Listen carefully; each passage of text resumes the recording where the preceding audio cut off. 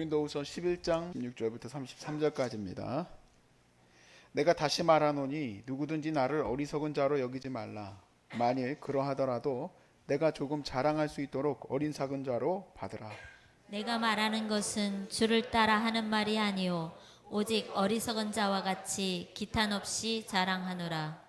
여러 사람이 육신을 따라 자랑하니 나도 자랑하겠노라. 너희는 지혜로운 자로서 어리석은 자들을 기쁘게 용납하는구나. 누가 너희를 종으로 삼거나 잡아먹거나 빼앗거나 스스로 높이거나 뺨을 칠지라도 너희가 용납하는도다. 나는 우리가 약한 것 같이 욕되게 말하노라. 그러나 누가 무슨 일에 담대하면 어리석은 말이나마 나도 담대하리라. 그들이 히브리인이냐 나도 그러하며 그들이 이스라엘인이냐 나도 그러하며 그들이 아브라함의 후손이냐 나도 그러하며 그들이 그리스도의 일꾼이냐 정신없는 말을 하거니와 나는 더욱 그러하도다.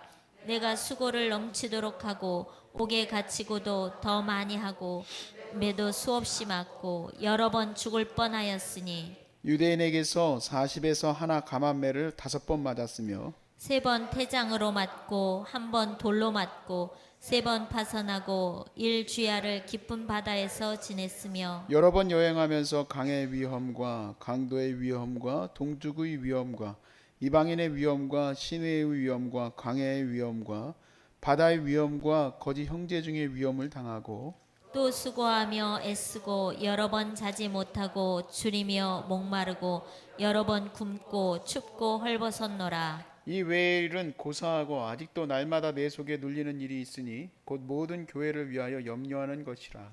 누가 약하면 내가 약하지 아니하며 누가 실족하게 되면 내가 애타지 아니하더냐. 내가 부득불 자랑할진대 내가 약한 것을 자랑하리라. 주 예수의 아버지 영원히 찬송할 하나님이 내가 거짓말 아니하는 것을 아시느니라. 다메섹에서 아레다 왕의 고관이 나를 잡으려고 다메섹 성을 지켰으나 나는 광주리를 타고 들창문으로 성벽을 내려가 그 손에서 벗어났노라. 아멘. 여러분 우리는 완벽한 사람이 될 수가 없습니다. 완벽한 사람이 될 수가 없어요. 그렇게 우리는 부족하고 연약하지만 주님이 맡기신 이 사람 살리는 사명을 감당해 나가는 겁니다. 사명을 받고 우리가 어떤 삶을 살아갈 때 이것을 내가 감당하겠다 했을 때에 물론 구체적으로 하나님이 뭐 가나안 땅으로 가라 이렇게 주시는 사람들도 있지만 대부분은 오늘 하루하루의 삶에서 하나님께서 주신 한 사람을 세우기 위해 섬기기 위해 해나가다 보면 그것이 바로 사명인 것을 여러분 꼭 깨닫기를 바랍니다. 저는 어떤 일을 주어주면 되게 책임감이 강한 사람이에요. 그래서 책임감이 너무 강하다 못해 분노로 바뀝니다. 너무 오버해서 할 때도 많이 있고 내 자신이 끝없이 학대되는 것을 느낄 때도 많이 있어요. 그럴 정도로 좀 완벽을 기하고 싶어하는 사람이에요. 그런데 그럴 때마다 한없이 무너지고 연약해지는 것을 깨닫게 돼요. 오늘 사도 바울이 사람들에게 자칭 사도라는 자들에게 계속 공격을 당했습니다. 사도 바울이 어떤 사람이다, 이런 사람이다, 저런 사람이다. 그러니까 저같이 좀 남들에게 흠잡히기를 싫어하는 사람은 미쳐버리는 얘기겠죠. 미쳐버릴 수도 있습니다. 아마 제 자신이 학대를 제 스스로를 더 이런 말 듣지 않으려고 하다가 병 걸릴 수도 있을지도 모르겠어요. 근데 바울은 병에 안 걸릴 사람이에요. 보니까 방법이 뭐냐면 약함을 자랑하기 때문에 그래요. 근데 부족한 거 오히려 그것이 하나님 사역에 더 영광과 또 하나님이 주신 은혜가 됐다라고 고백하기 때문이에요.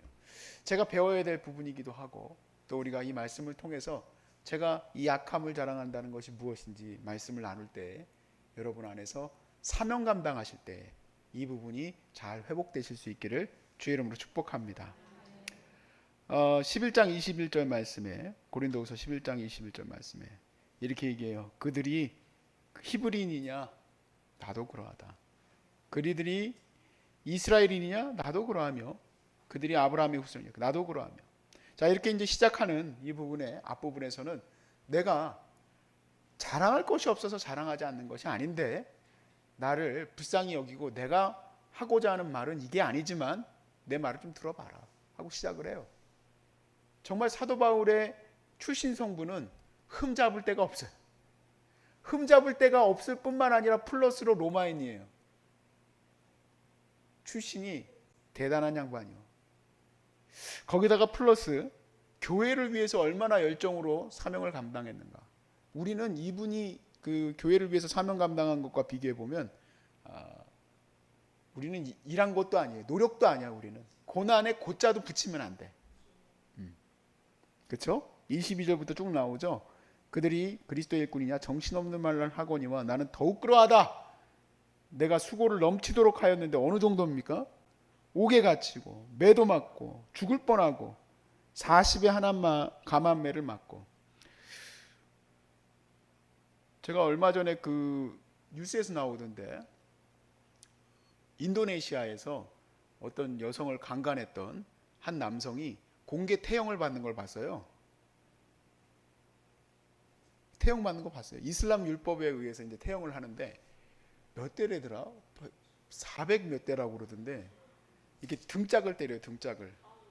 근데 로봇처럼 이렇게 때려요. 정확하게 90도로 이렇게 때리는데 한 7대 맞고 못 맞겠다고 그냥 이렇게 다음에 맞겠다고. 그러니까 그거는요.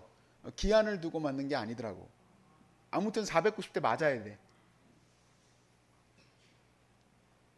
우리도 좀 맞아야 될 사람들이 많이 있는데 맞아야 돼. 좀 돈이 많거나 적거나 이 맞는 거에는 이게 이 정신이 벌쩍 나겠더라고요. 보니까 의사 선생님이 옆에 딱 서가지고 이렇게 보는 거예요. 그러면 이제 자기가 중단하겠다고 해서 중단되는 게 아니고 의사 선생님 보았을 때 수포가 많이 올라오면 이제 피가 날 것 같으면 그때 이제 그만두게 하는 거야. 근데요, 유대의 태형은 의사 선생님이 옆에서 보다가 피 날까봐 그만두는 게 없어요. 다 맞는 거예요. 40에 하나 감하면 40대 이상 맞으면 죽기 때문에 죽기 바로 전까지만 때리는 거예요. 자, 그런 열심을 가졌어요. 비교가 안 되죠? 그러니까 이단 그 교사들이 와가지고 자기들이 뭐 얼마나, 사실 보면은요, 그런 사람들이 더 막 떠버리더랴. 와가지고 내가 집사님 위해서, 권사님 위해서 이렇게 열심히 했어요. 그냥 간쓸게 다 내줄 것 같이 해가다가 결국에 바라는 게 뭘까? 들어보면 딴 속셈이 있는 것처럼 이 양반들도 다 그러는 거야. 근데 바울은 복음만 전하고 사라지니 이게 사람이 좀 이게 커넥션이 잘 없으니까 그렇게 느꼈나 봐요. 그러니까 바울이 이제 얘기하는 거예요. 내가 너희들 복음을 전하기 위해 얼마나 열심을 냈는지 들어봐라. 자랑할 거리는 아니지만 들어봐라 하는 거예요. 그리고 또 교회를 사랑하는 마음으로 얼마나 그들을 안타깝게 여겼는지도 나오죠. 27절부터 28절에 이외의 일은 고사하고 아직도 날마다 내 속에 눌리는 일이 있으니 곧 모든 교회를 위하여 염려하는 것이라. 누가 약하면 내가 약하지 아니하며 누가 실족하면 내가 애타지 아니하더냐. 그렇게 각 교회와 성도들을 위해서 애타하고 간절하고 기도하는 것이 내 마음에 항상 있는 그러한 종이다 라고 얘기를 했어요. 그런데 이 모든 것을 자랑할 것이 아니라 이건 이렇게 이제 얘기를 해둔 거고 핵심은 뭐냐? 29절이죠. 짧게 얘기하지만 내가 부득불 자랑할진데 자랑할 게 뭐라고 돼 있어요? 내 약한 것을 자랑하겠다는 거예요. 내 약한 것을. 사도 바울이 설교의 스피치가 부족하다고 얘기하냐? 그럼 그걸 그렇게 자랑하겠다. 난 설교의 스피치가 부족한 사람이다. 내가 사람들과의 관계에서 좀 부족하냐? 내가 그걸 그럼 자랑하겠다.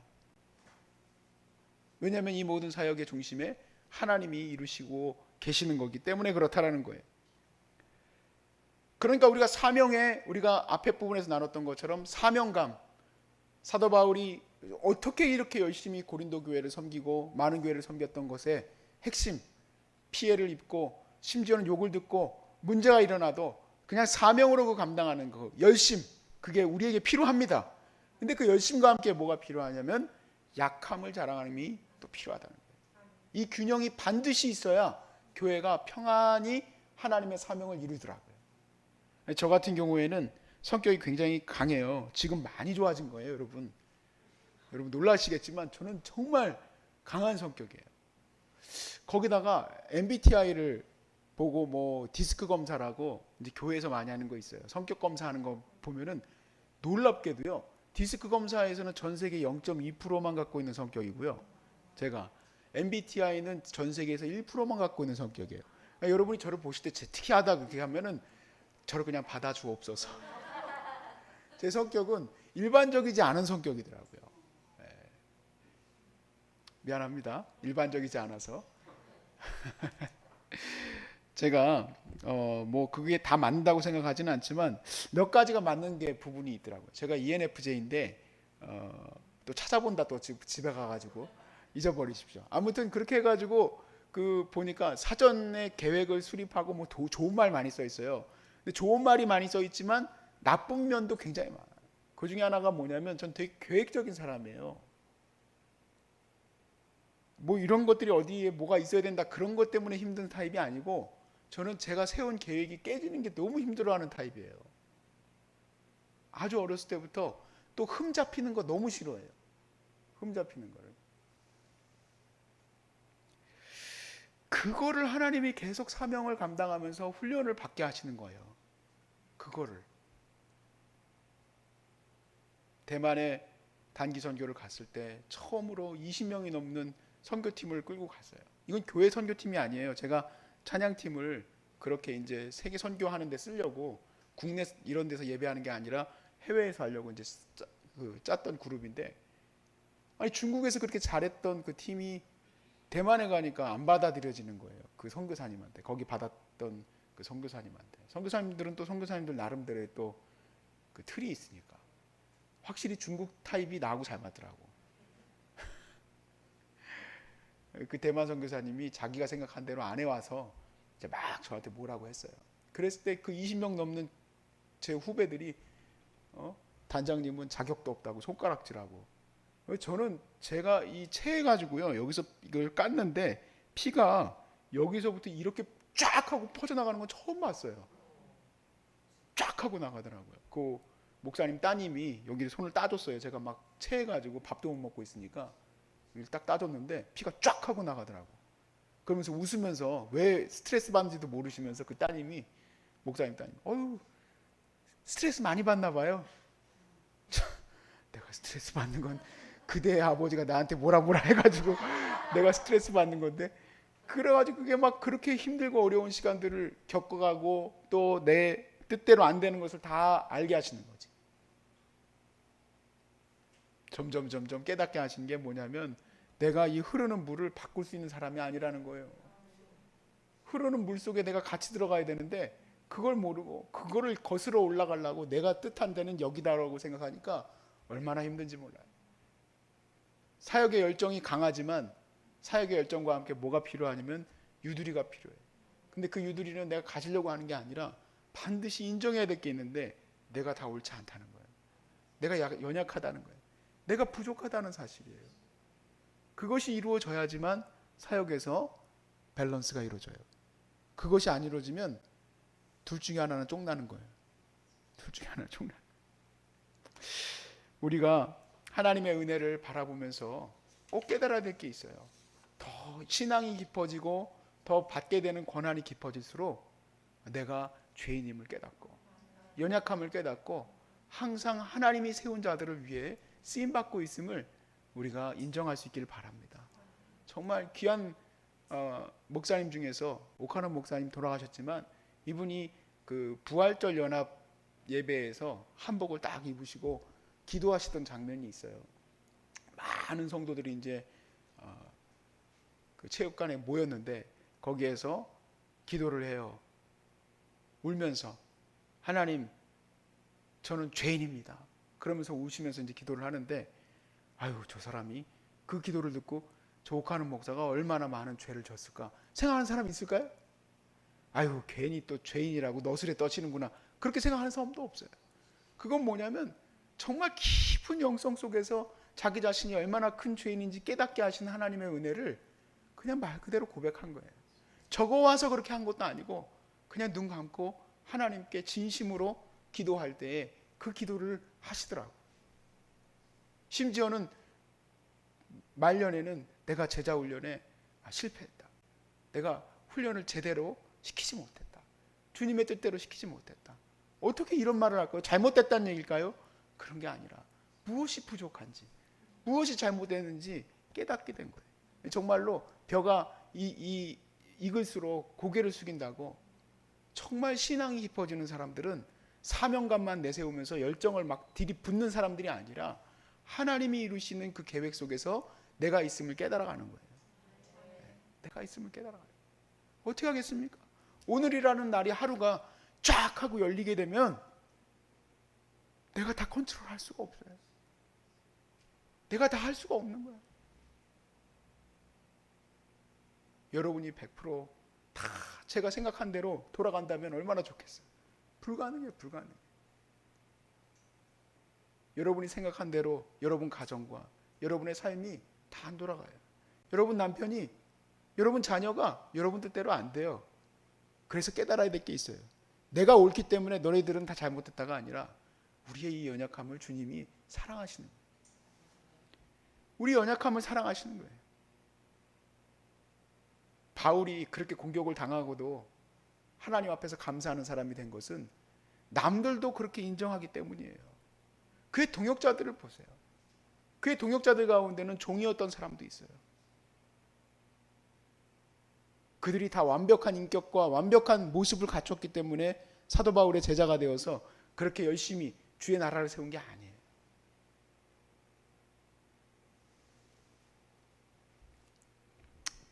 그래서 우리는 정말 그게 필요해요.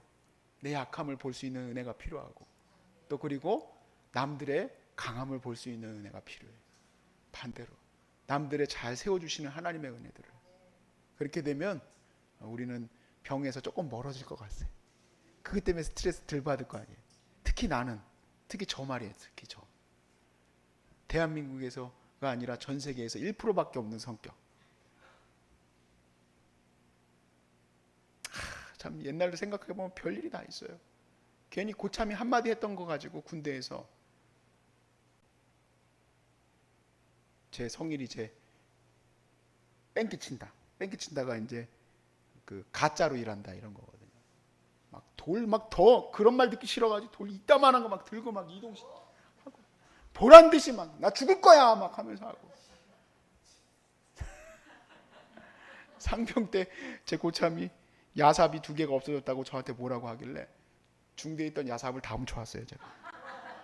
그래가지고 중대가 다 뒤집히고 별일이 다 있었어. 별일이. 그게 다 어디서 나오느냐, 이 못된 성격에서 다 나오는 거예요.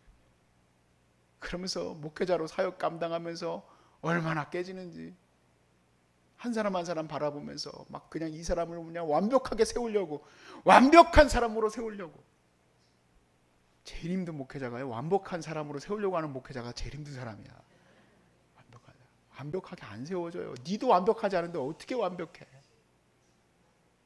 다 이게 하나님이 함께 하시는 게 다 은혜예요. 은혜. 할렐루야. 여러분 서로 다 품어주시고 사랑해주시고 아껴주시기 바랍니다. 그렇게 가야지 어떻게 하겠어요. 고린도 교회도 사랑받아야 될 교회고 바울도 사랑받아야 될 사역자예요.